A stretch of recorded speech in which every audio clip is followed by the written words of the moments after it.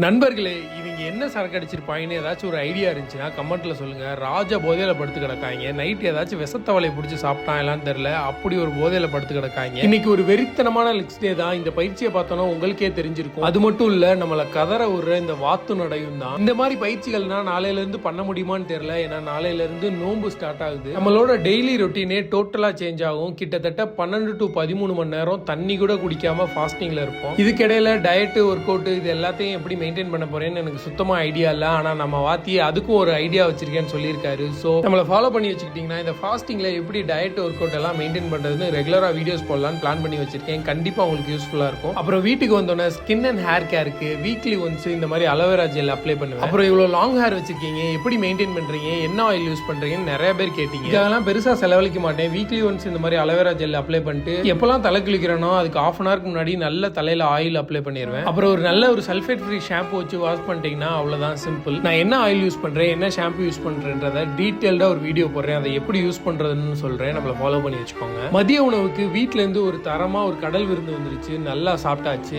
இதோட இந்த வீடியோ முடிச்சுக்கிறேன். அடுத்த வீடியோவில் சந்திப்போம். டாடா பாபாய்.